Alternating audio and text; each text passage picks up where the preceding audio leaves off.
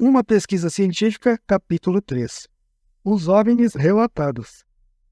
A credibilidade inquestionável do observador, junto com a clara visibilidade no momento da visão, indicam que os objetos foram avistados realmente. A causa provável de tais observações só pode ser objeto de conjecturas e não dá lugar a nenhuma explicação lógica baseada nos fatos que dispomos. Extraído de um relatório sobre uma investigação oficial conduzida por um capitão da Força Aérea. Qual o tipo de pessoa que passa por uma experiência com um OVNI? Será ela representativa de um setor médio do povo ou trata-se de algo especial? Ao tentarmos responder a perguntas desse tipo, vemos-nos logo diante de duas circunstâncias. Primeira, só temos condições de estudar aquelas pessoas que comunicaram ter tido uma experiência com um OVNI. Existem provas bastantes que são relativamente poucas as pessoas que tiveram este tipo de experiência e que a comunicaram. Segunda, consequentemente, não podemos perguntar que tipo de pessoa tem uma experiência com um OVNI, mas apenas que tipo de pessoa comunica que ele ou ela avistou um OVNI. Asterisco. Por isto, é melhor falar em um relator de OVNI do que de um observador de OVNI, de vez que caso venha a ficar comprovado que os OVNIs não são verdadeiros, não poderia haver observadores de OVNIs, mas poderia haver, e realmente o são, relatores de OVNIs. Que espécie de pessoa preenche um questionário interminável envolvendo um avistamento desse tipo ou escreve um relato coerente sobre ele, correndo o risco quase certo de cair no ridículo? Será o relator um charlatão, um demente, um psicótico ou um cidadão responsável que julga ser do seu dever fazer um relatório? O único tipo de relator com que o pesquisador sério precisa e deve se preocupar é aquele parecido com a pessoa que escreveu a seguinte carta. Sou agente de correio em...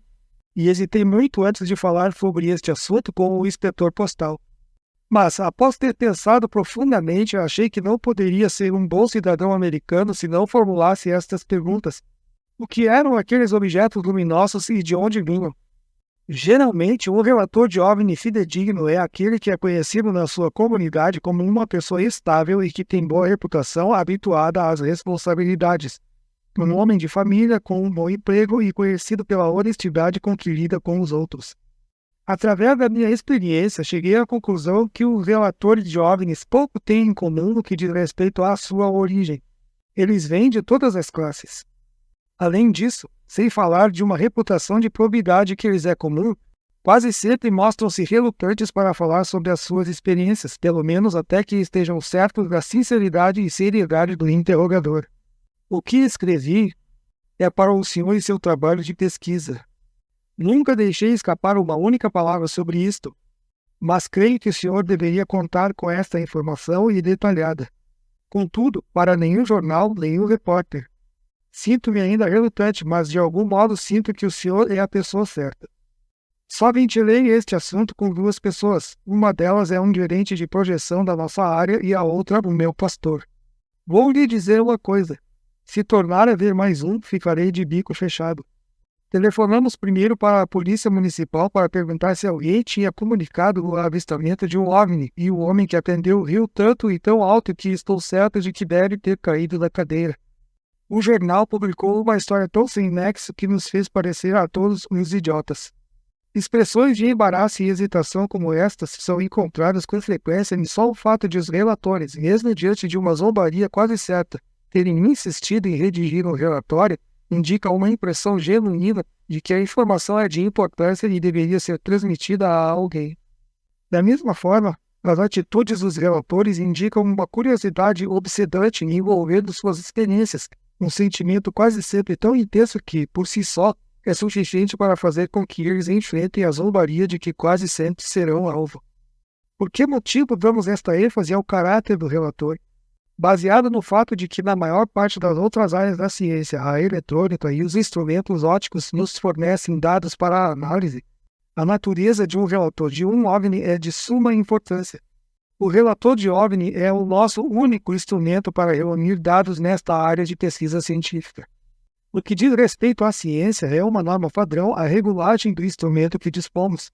Por exemplo, nenhum astrônomo seria capaz de aceitar as medidas de velocidade de galáxias distantes conseguidas através de um espectrógrafo descalibrado. Contudo, se tal instrumento tiver dado bons resultados no passado, Se tiver sido testado com frequência e não tiver sofrido recentemente nenhuma pancada violenta, o astrônomo, de um modo geral, aceitará os resultados sem que isto dependa de uma verificação posterior. O paralelo para nós é óbvio.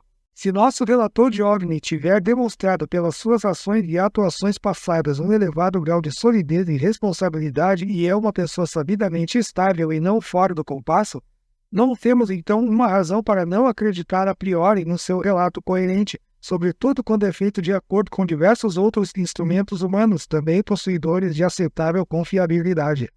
Enquanto existe uma quantidade imensa de testes cuja finalidade é determinar a veracidade e a estabilidade de uma pessoa, estes mesmos testes, devido à recusa da ciência reconhecida em tratar do assunto com seriedade, não se encontram normalmente à disposição do investigador de OVNIs, ainda que o relator do OVNI se mostre, na maioria das vezes, desejoso de se submeter a tais testes, uma importante questão de fato em si mesmo. Portanto, devemos geralmente nos contentar com nosso próprio julgamento, através da locação da pessoa, da sua vida familiar, o modo como costuma enfrentar suas responsabilidades e comportar-se a respeito de seu índice de credibilidade. Devemos resolver se o índice de credibilidade heterogêneo que pode ser associado ao relato, quando o mesmo é feito com a ajuda de diversas pessoas, torna o material digno de ser levado em conta. Fundamentalmente, a pergunta crucial é: aconteceu realmente aquilo que os relatores afirmam ter acontecido? Também podemos indagar se, quando um velocímetro marca uma velocidade de 80 milhas por hora, o carro está realmente desenvolvendo essa velocidade? Pode-se confiar no velocímetro? Ou pode-se confiar nos relatores? A mente humana, é lógico, não pode ser comparada a um velocímetro. Existem muitas histórias de pessoas que levaram vidas exemplares e de repente foram dominadas por uma fúria cega, cometeram um assassinato, um roubo ou algum outro ato ultrajante, representativo de um comportamento antissocial. Contudo, é bastante improvável que diversas pessoas simultaneamente rompessem e cometessem um ato totalmente contrário a seus temperamentos, ou unidas cometessem o crime de comunicar a visão de um OVNI. E como não nos calcamos demais num único relato, não há razão para que não acreditemos nelas, pelo menos por enquanto. Por que motivo não deveríamos acreditar naquilo que nos contam várias pessoas que gozam de uma boa reputação? Esta pergunta é tão válida quanto: por que motivo deveríamos acreditar nelas? Os critérios para acreditar e deixar de acreditar estão em pé de igualdade. Por exemplo, por que temos uma razão prévia para não acreditar nas declarações diretas das seguintes pessoas, ao que tudo indica, pessoas dignas de confiança? Por mais de 20 anos tenho viajado pela rodovia 285 em Kenosha Pass, dia e noite. Esta foi a primeira visão que tive de um OVNI. Temos um negócio na nossa cidade e somos bastante conhecidos, logo não sou do tipo de pessoa que seria capaz de fazer um telefonema doido. Não sei o que foi que vimos, mas vimos alguma coisa e era tão real quanto o real pode ser. Antes que o senhor atire este papel na cesta de lixo como se fosse apenas mais uma carta louca, considere que estou com 51 anos, sou professor de matemática, nunca sofri de doença mental nem fui condenado por um crime. Jamais soube que tivesse sofrido de alucinações nem fui classificado de neurótico. Nem estou procurando publicidade. O caso é justo o oposto, pois, segundo me consta, todo aquele que afirma ter visto um OVNI verdadeiro é considerado como uma espécie de maluco. Mas, apesar de tudo isso, vi clara e indiscutivelmente um objeto voador ainda inexplicado. Estas são apenas pequenas amostras dos tipos de declarações que ouvi, li em cartas a mim enviadas e encontrei nos relatórios oficiais sobre os OVNIs.